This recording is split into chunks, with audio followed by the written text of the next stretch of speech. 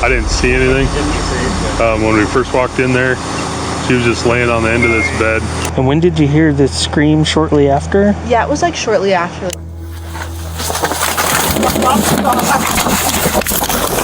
In March of 2024, a scream pierced the air of Sevdes Trailer Park. An hour later, a woman was found dead inside her mobile home. What investigators uncovered next was shocking, because the person responsible wasn't a stranger lurking in the dark. It was someone she trusted. Most of the footage you're about to see has never been seen before. This is the chilling case of Jacob Spray.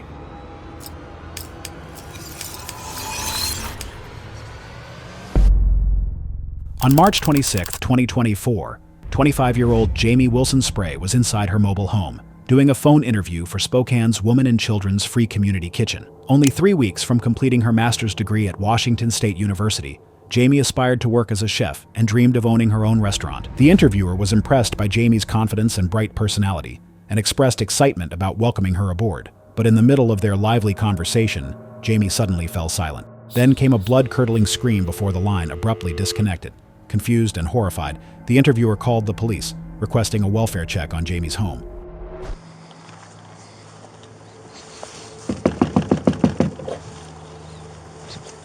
Jamie?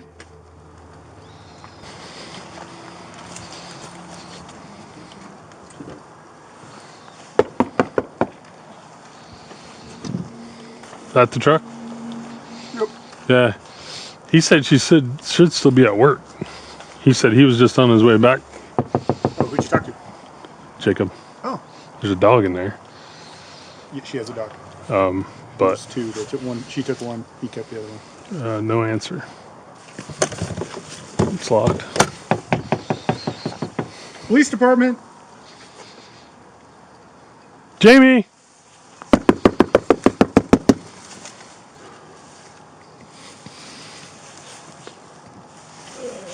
I got one here.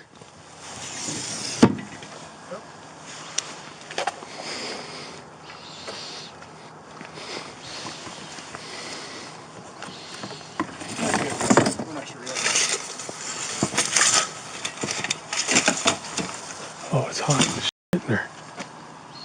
Smoky? Kinda. Yeah. Something's burning. Burner's on. Hello? Oh yeah, smoky as shit in here.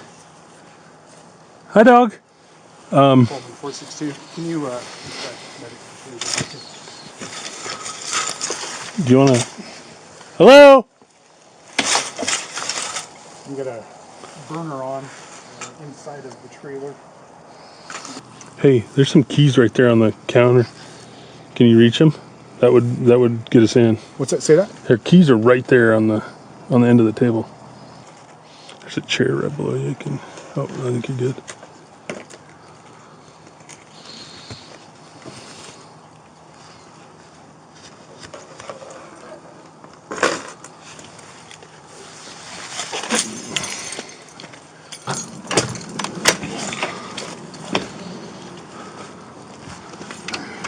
Oh, she's right there on the bed. 5? Nope, doesn't look like it.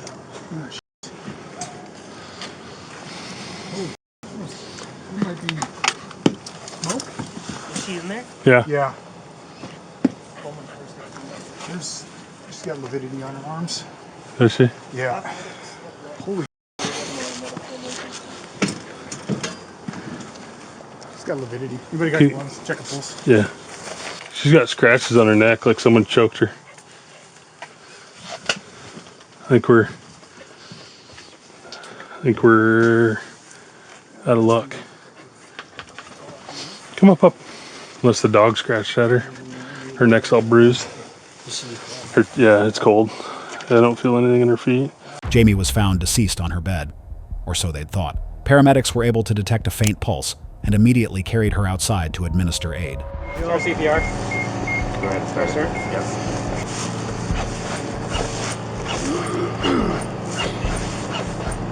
Get me breath. Epi's going in, Joe. Perfect. Never mind when you know when this is bust off. Bust off? Okay, I got lung sounds. Yeah. Yeah, I think we're full. Yeah, back. You want me to try and go for it? Hang on 1 second. The man they're discussing is 36-year-old Jacob Spray, Jamie's estranged husband. Just a month earlier, Jamie had initiated divorce proceedings and moved into a trailer on her own. Investigators didn't yet know why the marriage had fallen apart, but it was clear that Jamie wanted distance, and fast. As officers pieced together what little they knew, the paramedics were failing to resuscitate Jamie. 20 minutes later, she was pronounced dead. And he didn't answer, but it rang. While discussing what to do next, a neighbor who was passing by advised that she'd witnessed some suspicious activity at Jamie's trailer earlier that afternoon. And when did you hear the scream? Shortly after? Yeah, it was like shortly after. Like I said, I couldn't really make out what kind of scream it was. I figured it was like an excited scream. I saw that the neighbor had a visitor, which she normally doesn't have. And we're talking about the mallard? Yeah, the white one, right? So she normally doesn't have anyone in there. It's usually just her. It's just like her and her truck. But I saw that she had like somebody else there, and it was like a red SUV. I think it might have been her significant other. I saw them like move their RV the day that like she got here, and it was the RV and then another car. Well, the RV with the truck and then that red car had moved her in, and I did see the guy, and they like kissed. So I'm guessing it's like her significant other. Okay. And I didn't know if it was like an excited scream or like a scary scream. Okay. So is there a red SUV? Yeah, it was like maroon. You saw the visitor? I didn't see him, but I mean, I saw him drive the car when he dropped her off here, so I know that it was a man. that was driving that dropped her off today? No, like when she moved in. She moved in a little bit ago. Like I think like within the last like month and a half. Oh, she hasn't been here for very long, so I like just happened to be home when she was pulling the RV in. Moved in roughly a month ago. And it was her and her truck with hauling the RV and then the maroon SUV. And that's when you saw... That it was a man, yeah. Okay. And they kissed, so I was guessing it was a significant other. Okay. When you... A month ago... Yeah. Describe that guy to me. Oh, God. I didn't really see him super duper well. He's taller than her. Darker hair. I don't know. I mean, I saw them kiss, but it didn't seem like very, like, nice kiss, if that makes sense. Like, it seemed like she didn't really want to kiss him. Oh. The neighbor also advised that she saw a pizza delivery driver pull up to Jamie's trailer around the same time the red vehicle had arrived. So police tracked down the delivery man to inquire whether he'd seen anything strange. So a reddish truck or an SUV Yeah. pulls up right when you're... As I'm going from 8 to 6, I see a pull up. And then I thought it was weird that he didn't like acknowledge me at all. Because you think if someone's ordering pizza, they know the pizza guy's coming, and they'd be like, oh, hey, this is for me, is usually what happens. But he just went straight in there. So I just went behind him, knocked on the door, and then he opened. Wasn't really friendly, but I said the name, he said, yeah, took the pizza. He walks into the door, you're right behind him, you Yeah, pop up. like I'm walking around the corner of the front of the trailer, right as I hear the door close. And I'm like, Yep. well, it's weird that he didn't just say, hey, this is for me. So as soon as he goes in, I walk around behind him, and then I knock on the door, and then he immediately opens the door. And then he immediately opens the door? Yeah. Okay. And then he's like, and then I say, Jamie, and he's like, yeah, and then takes the pizza. Did you ever see anybody else inside? No. I didn't really get a look inside because I wasn't like directly in front of it. And he takes up most of the door frame, so I couldn't really see much. So you said he's probably 6'3"? He was very tall. So 6'3" would probably be by my estimate. White male, black male? Late 30s to mid 40s. Long hair, short hair, medium hair? I can't remember if he was wearing a hat, but he had hair. Not dark. Some tint of brown or orange. It's on the lighter side. I almost want to say I remember him as nearly a redhead, but I don't want to say that for sure. He definitely had lighter brown hair, glasses, beard, or beard and mustache. The red vehicle the neighbor described matched a vehicle that was registered to Jacob Spray, and the delivery driver's description, that matched Jacob too. Together, their accounts placed him at Jamie's home that afternoon, making him the last known person to see her alive. Yet when officers first spoke with Jacob, he never mentioned being there. Now, detectives were on their way to his house for a very different kind of conversation. But what's going on with Jamie? I need to seriously know, because you guys got me freaking the out, because you called me, I was just getting off work, and now I can't get a hold of her. I called her sister, and she won't answer my call. All she said was, I can't talk to you right now. And I'm just like, literally in tears, freaking the out, and I just don't know what the going on. And you guys aren't really being forward with me. Yeah, we're trying to make contact with her and figure out if she's okay. I guess there's some people concerned, so that's kind of why we're following up with everyone. I talked to her today. I gave you guys my timeline. It was like 3:51.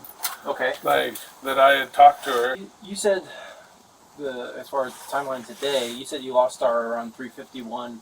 Is that PM? Yeah, I was like, but I was still in Moscow. Gotcha. I work in Moscow. Oh, gotcha. Did you talk to her, or did you see it? It was Snapchat. Okay, you got contact. My phone's in there charging, but if you want to see it, in which one? in my house. Oh, sorry, you were pointing at A. That's all right. I was just pointing gotcha. in my living room, but I can grab it real quick. Is that your unit? Sorry. I'm bottom. Oh, gotcha. Gotcha. Go ahead. Hang tight. That's all right. That's all right. Hey, wait. You don't want me to? No, that's all right. Don't worry about it. You can let it charge or whatever. Okay. So you talked to her at 3:51, but you haven't seen her today? No, we don't really cross paths. It's been kind of that thing. Gotcha. When What the hell is going on? we're trying to get a hold of her. I guess you must be. Was she arrested? What's No. Not arrested. Just, we're trying to locate her or whatnot, and someone was concerned about her. So I haven't heard from her. I'm trying to figure out what's going on. You said the truck was there, and you said you heard the phone. So she doesn't really leave. Gotcha. She can't leave home without either one, really. So what the man? What are you trying to tell me right now? I'm not telling you anything right now. I'm just kind of trying to figure out what's going on so I can give the officers there. So I just got here. They just said, "Hey, can you come talk?" Talk to. She did hook up with a girl in that trailer park. We lived there over the summer. Mm-hmm. There was a girl that she used to hook up with, and it was a struggle in our marriage. But she was always kind of bi. So I mean, honestly, I know it's stupid to think, but it's better than somebody else. Some dude. What did she say to you, or what was the conversation at you said 3:51? Is that this afternoon? It was this afternoon. Okay. What was the conversation then? We were just talking. Gotcha. We were just. I had sent her a thing about that song. Don't take her from me. God can give it, God can take it. Gotcha. And I said this song will always haunt me. And then I was and then the other one from. We were always on road trips, and it says, from strangers to friends to lovers to lovers to friends to strangers. And I always would tell her I never wanted that for us. We're still cordial. Yeah. We're still chill. I did call the police on her one time because she had threatened me with domestic violence. She was gonna stage it. And you said when you received those messages, where were you at? I was in Moscow. Gotcha. When did you come back to Pullman?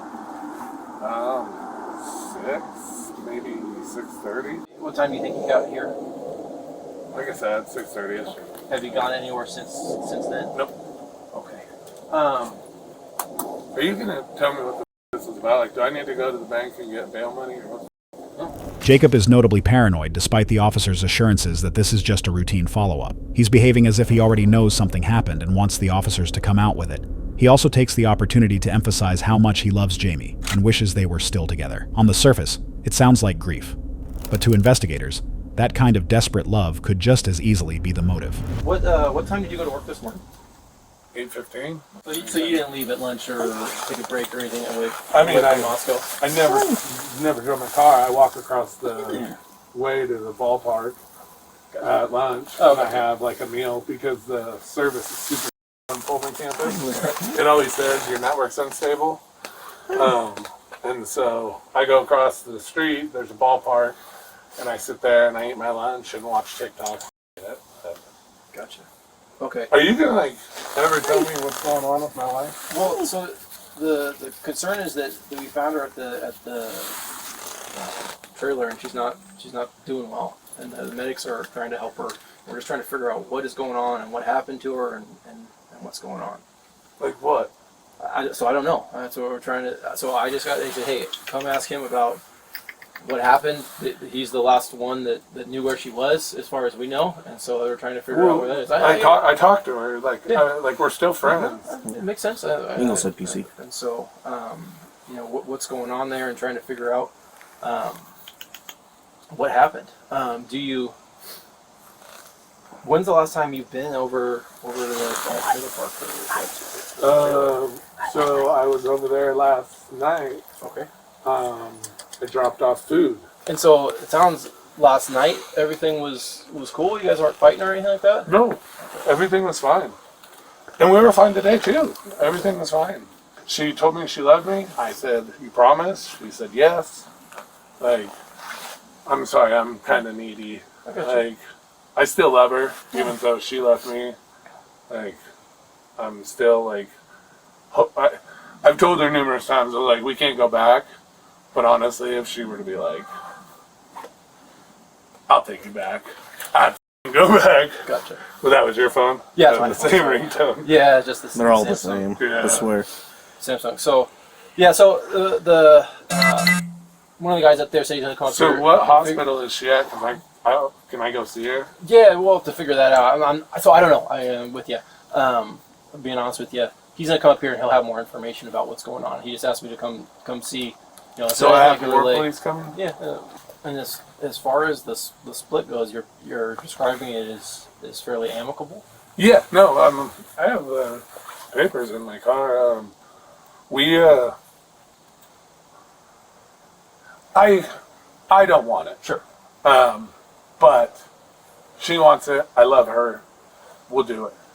Do I, like I said earlier, if she were to be like, take me back, I would do it in a heartbeat, even though it's like throwing my whole dignity and my everything away.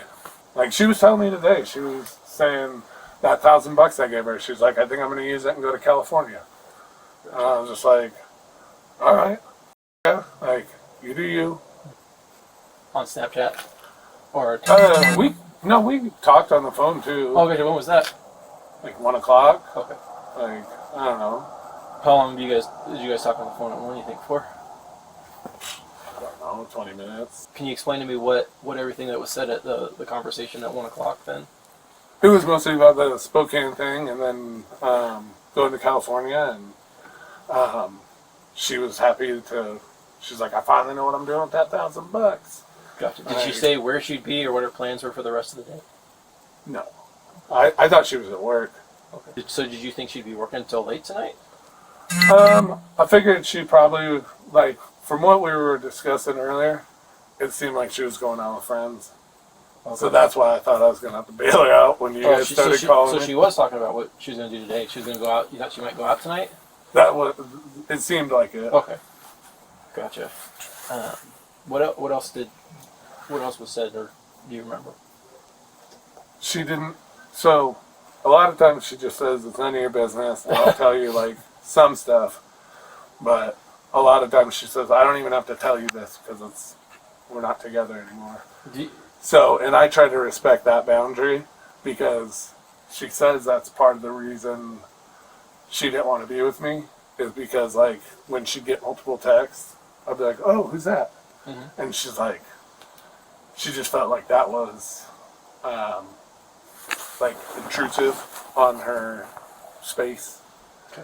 I should just leave it alone. But she would still do that to me. When I get work texts, she'd be like, oh, who's texting? But I don't mind. I'm like, oh, it's just Kiefer. It's so-and-so. Mm. And so, yeah, I don't know.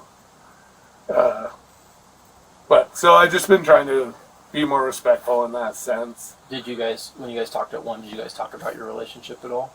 No, I'm at acceptance, dude. Gotcha. I've already hit grief. denial. Like, it's been 6.5 weeks. Like, she's made it abundantly clear that we're never going to be a thing. And like I said earlier, I've told her that there's no going back. Like, my family, never, like, no matter what. Like I said, I would take her back, but my family, it would be an awkward Christmas. Do you guys, your communication usually Snapchat and phone calls, or do you send text messages too, or all the above? Everything.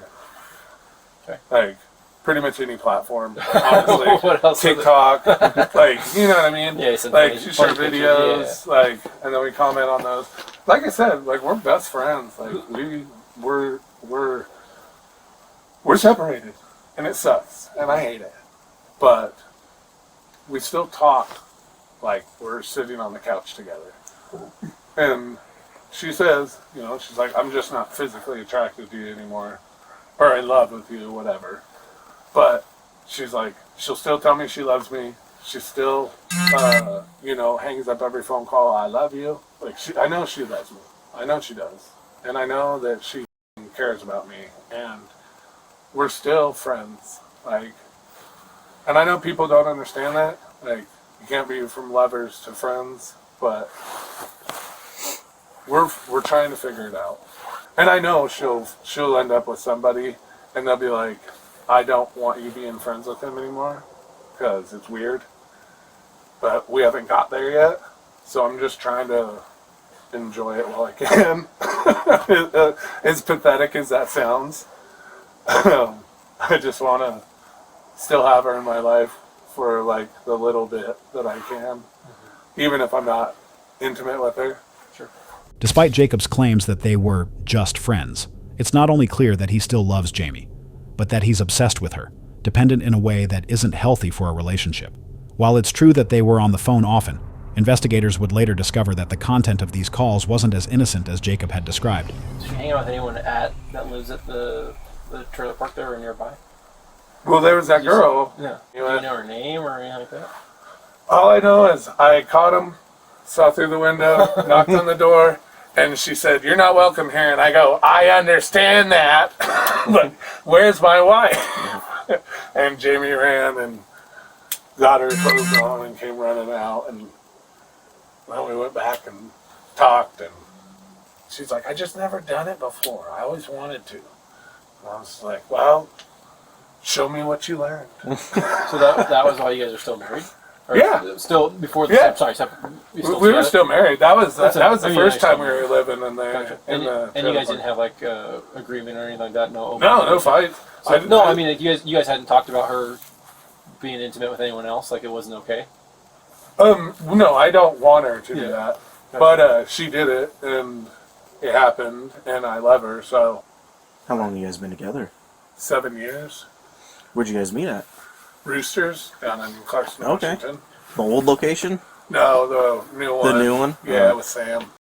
I told her I loved her like first 2 weeks, man. I was head over heels. And how long had you guys been married? 5. Well, we would have been So- 5 this June. I'm Sergeant Engel, home PD. Nice to meet you. Are you gonna tell me what the hell's going on? Well, I know these guys have talked to you a little bit. I'm kind Well, of. they're not giving me much, like, Yeah, I know. info. I got that. What happened tonight? I know you got a phone call.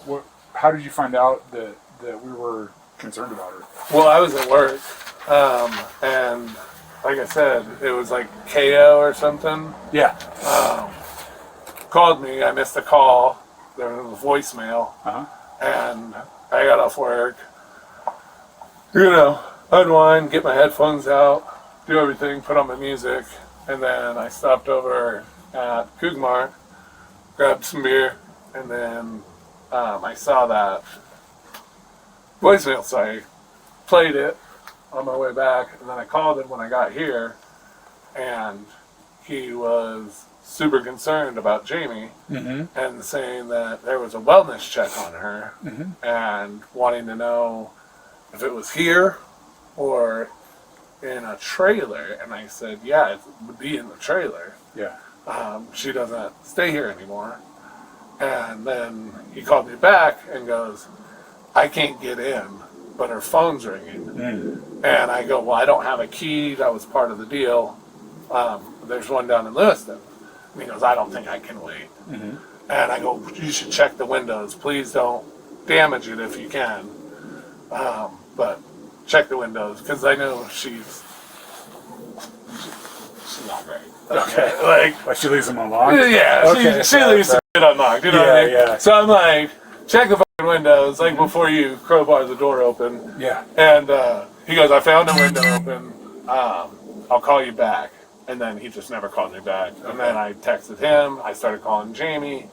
I couldn't get a hold of Jamie. And it actually rang and rang and rang. It's not like her phone was dead. It went all the way to voicemail. And then I texted her. I texted that guy. And I think I even called. No, I just kept calling him.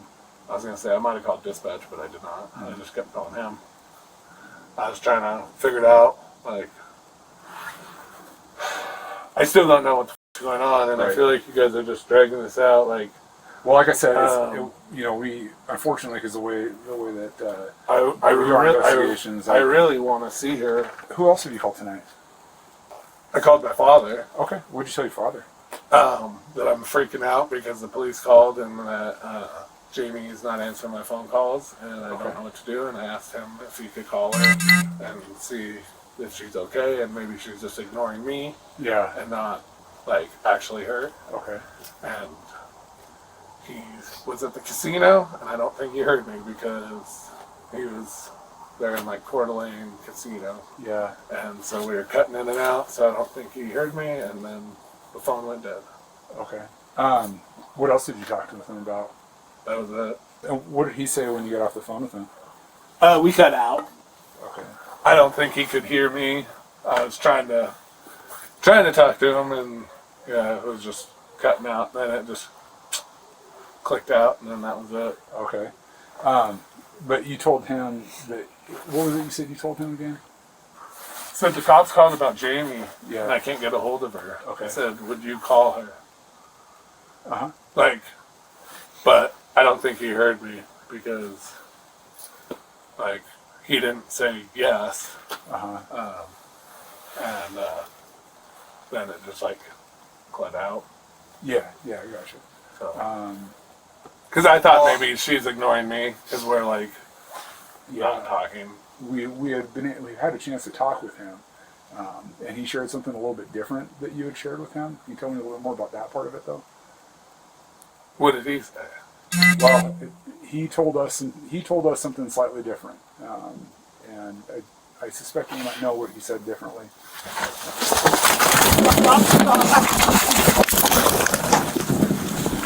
I got this on. Get on the ground! Get on the ground! Get on the ground! Don't grab it! Don't grab it! I got this armpit. That's armpit.